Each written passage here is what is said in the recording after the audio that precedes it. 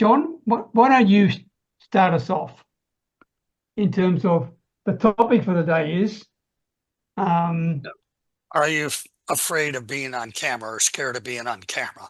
You yeah, know, so that, there's a whole lot of different things you can do. And, we've got 20 different things, for example, you can look at doing. So what we'll do is just start out going through a few of them. And then, there's, it's a big, not a big deal, but for a lot of people, it's really scary. I know scared the hell out of me for the longest time. And for example, a quick example for my dearly departed wife was scared to talk to people if she had to stand up. And as long as she could sit down and talk, she was good to go. But she was afraid to talk to anybody standing up. So, to all our audience out there, that's a very real fear for a lot of people. You're not alone. And mm, by all means, if you're serious about it, you need to work on overcoming it one step at a time. Mark, turn it over to you for a question or a tip you could share. Well, I'm going to rip Peter off since he's my coach and mentor, but he said something in that list of 20 that to me, it's the thing.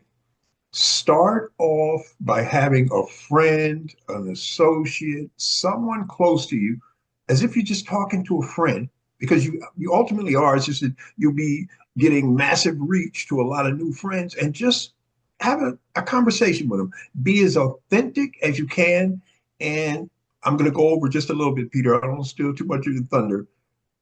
Don't get hung up on this, it's got to be perfect thing, or you're never going to move off center. It does not have to be perfect. People don't expect perfection. They want you and I.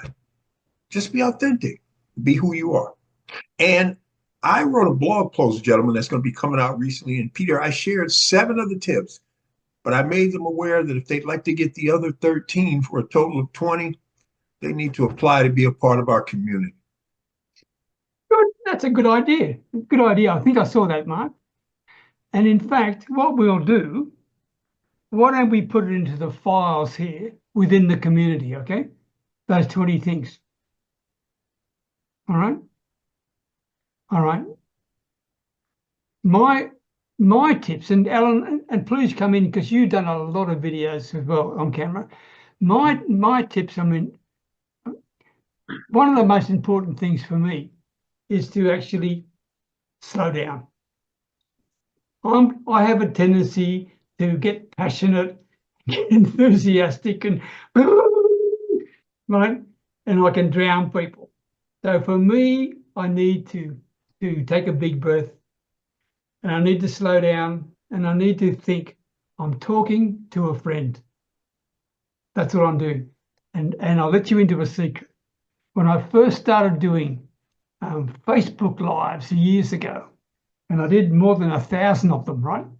When I started doing those, what I used to do is I had a photograph of my dearly beloved wife, and I put it up. And in those days, I didn't have a PC. I didn't have a mobile phone. I didn't have a laptop. I just had a PC and no mobile phone. On the top of my PC, I put a photograph of her, right? And I'd look at her, which meant my eyes were looking at the camera anyway, right? And I would talk to her as if I was, I pretend I was talking to her. And in doing that, I had to use a language that I knew that she would understand. So I had to talk slowly, and I had to talk in simple words, and I had to have good eye contact with her. It was that real simple, but it worked for me to have a photo there of somebody that reminded me I'm talking to a friend. Food for thought. It works. I got a chuckle out of listening to you talk like that, Peter.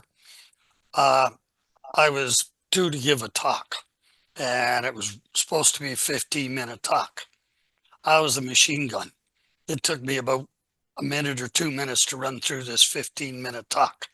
And then I'm standing there with my face hanging open saying, now what do I say? Because when I was rehearsing it all by myself, I did really good. When the camera was there, I was like you. I was a machine gun. I was just spit right through it like I was going out of style. Mm. You know, one of the things we need to do is focus on them. It's all about them. It's not about you. It's all about them. So talk to them, you know, again, like you're talking to a friend or talking to somebody, but slow down and be yourself. Yeah. And the other thing, I'll get to you, Alan, too. I'd love to hear what your thoughts are. The other thing is that when you're on camera, it flattens us out. It sort of depresses us. So I don't know what the right words are. I can't remember what it is. But you've got to be a little bit more upbeat than you would normally be if you were talking to someone face to face in order to come across as average on a camera. And that's why my granddaughter used to say to me, "Grandpa, you've got your video voice on," which meant I was speaking a little bit more animated than I normally would in order to come across as average on camera. And the other thing for me, which I find extremely challenging still, is this: lighting. Okay. Now I know that we've got Chris Willems in our Your Next Level community, and he's going to help me with the lighting bit. But I've always had a struggle getting the lighting right. Can you see me now? Am I clear? Yes. Yep. Yes. Yeah. Well, if I turn this little light off, what difference does it make? Bit of a shadow on the one side of your face, but Yeah. other than that, nothing. Very slight. Yeah, it's slight, absolutely. All right.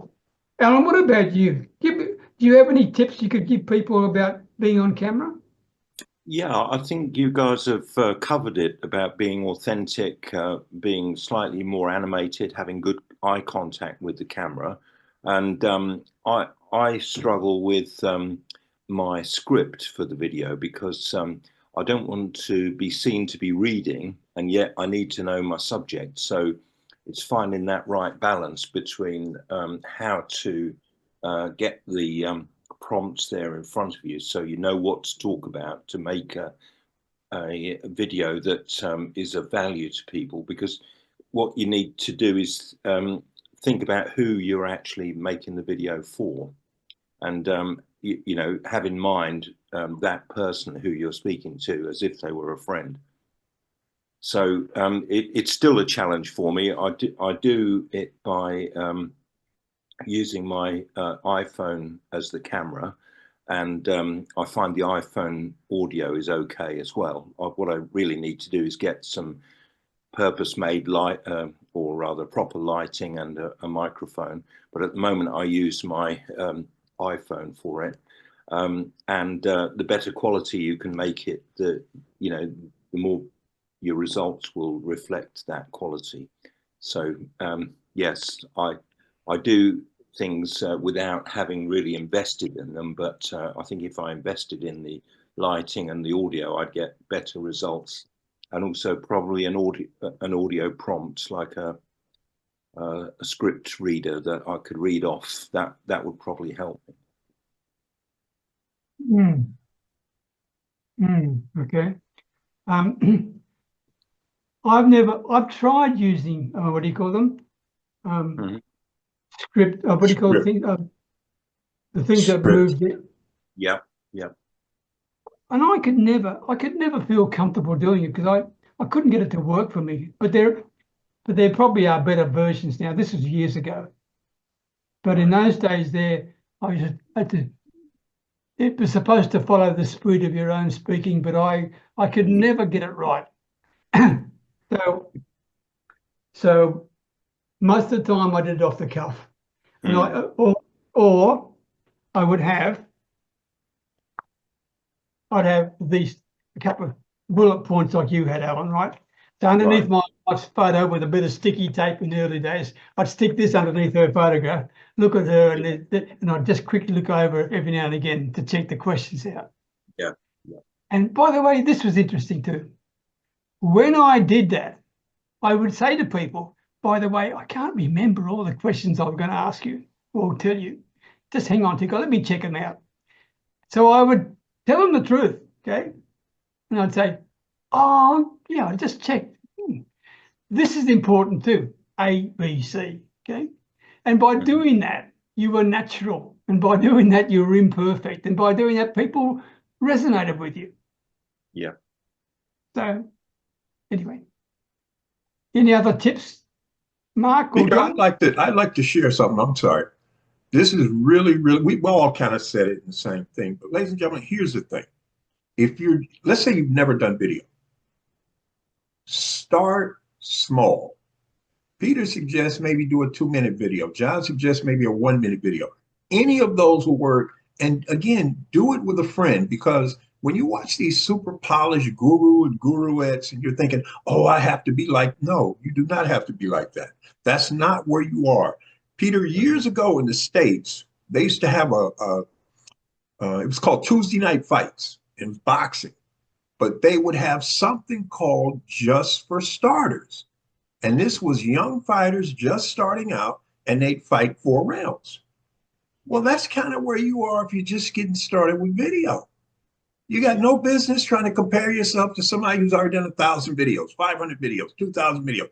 You're a beginner. Embrace it. And you'll find out that the journey is not quite as scary as you think it is.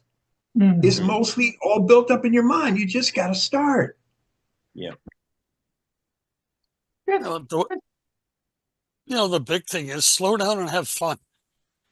Just like, is it going to be perfect? Not a hope in hell, but be yourself. When you can be yourself and you can have fun doing it, laugh at your own mistakes. One of the gentlemen that another guy in another group of ours, Bob Proctor, he always used to say, wow, I just laid a golden egg there. He'd step back and kind of admire his golden egg and then carry on. And when you see him do it on stage, it was kind of like, what the heck's he doing? But he flubbed it and he knew it. And he'd just step back and make a joke out of it. Like Peter said, like, oh, just a minute, I got to read my notes. Be yourself. That's who people want to see. They want to see the real you. They're not looking for this totally polished, perfect speaker that the ums and ahs and everything else are out of it, because that's not how people talk. That's true. Be yourself. That's true. That's true. All right. Any other thoughts? Any other tips we can give people? They should probably become a part of our community, but hey, I'm a little biased. Yeah. Alan, what about you? Thank you, Mark. What about you? Yeah, there must be some other things that we can suggest. I think when you start off a YouTube channel, if that's what you decide to do, then you need to be clear about the purpose of the YouTube channel. So you need to give it a title that suits what you're going to do and matches with the sort of niche that you're in. And then I would say the videos need to be themed along that niche. So, not have too many various things in the channel, because YouTube uses AI to sort of check on what the content is, and it gets confused if you've got lots of different content in a channel. So the YouTube algorithm has to decide who to show your videos to. So to get growth, you need to first of all get views, then you need to get comments from your viewers, and ideally you need to respond as well. And then YouTube decides to show your videos to more people. And I know one guy who's been very successful, probably not the most successful person, but I've met this guy, Rick McMunn, and he does interview techniques, and he stands there in front of the camera and he talks quite loudly, and he explains how to go about various things to get a job, jobs of different sorts, what questions to prepare for. And he's an expert in that very narrow niche. And It's really quite remarkable the number of videos he's made, like thousands, and the amount of money he gets from YouTube, because all around the world there are lots of people who are interested in that subject, because everyone in the world probably has at some point to do an interview for a job, or most working people anyway. And so they're interested in the answers that he gives and the techniques that he advises on. So yeah, this guy earns like $450,000 plus a year from YouTube, just because he does the right sort of videos that people around the world respond to, and he makes sure that every comment that he gets, he responds to it. One other thing, but because we're speaking from a small business breakthrough community perspective, when we're talking with potential clients on Zoom, be aware that some people may not necessarily want to book a call with you on Zoom because it's on video. Mm-hmm. And so what I've done is I've said to them, if you are uncertain or unsure or feel awkward about being on camera, then don't bother. Don't bother. Just let's do the audio. We'll go on Zoom, but keep your camera off. Okay. And I give them an escape to do that. And as you have a conversation with them, it doesn't take very long for them to actually come on camera, be quite frank with you. Because they feel safe. You're not trying to push anything down their throat at all. You're there to try and help and serve and support them. And all I've said is to give them a little nudge, even a little bit. I've simply said, Mark, it is lovely to talk to you, and I hope this is making sense to you. Oh, good. I wish I could see your face so I could appreciate you even more. Maybe next time, eh? And you know what? Often that works. So, food for thought. Yeah, and the one thing to add to that, Peter, is when you're talking to them like that, you're creating trust with that person. We all talk about the know, like, trust. They don't know you. They don't need to like you on that initial call, but they have to trust you. And by doing that, you're building that trust up. So they say, wow, Peter's a great guy to talk to, or Mark or Alan. They're great guys to talk to. I could trust them. They're not trying to ram something down my throat. They're not trying to reach into my wallet, grab my money. They're there just to talk to me. And that makes all the difference in the world. Now, that's true. That is true. And that reminds me of one last thing. When it comes to trust, because we're in an artificial environment. We are right now, okay, on this Zoom call. It's artificial. It's as close as we can get to being next to each other and shaking hands, but we're not there. And a lot of that reaction or perception you give to other people is body language. It's not the words you use, right? It's not the tone you use or the speed, but it's your body language. And one of the key bits of body language, I noticed this today, Alan, in a video that you did, you actually were looking down at the audience. The camera angle was looking down. You must have did it on your mobile phone, done it on a mobile phone, right? Be careful with that, because that could be seen as a bit condescending. Just the very fact that you're not speaking to them eyeball to eyeball, so to speak. Does that make sense? Yes, absolutely. All right. And I just mentioned something, Peter. I've just put in the chat this guy's channel. It's called Career Vids. That's CAREER, capital VIDZ. And I'll just show you briefly this style that he's got, and you can see that he's doing what you were saying, which is being very animated, so that he's exaggerating his speech and his movements, but he's keeping people's attention. And you'd be amazed at the sort of engagement he's got all around the world, just from advising people about job interviews, what questions to prepare for, what questions Yeah. to answer. He's got the right sort of, you see the capitals here, bold print, and he's got the subtitles as well. That all helps people to stick with your video and keep their attention. Well done. Thank you, Alan. Yeah, good. Yeah. Good.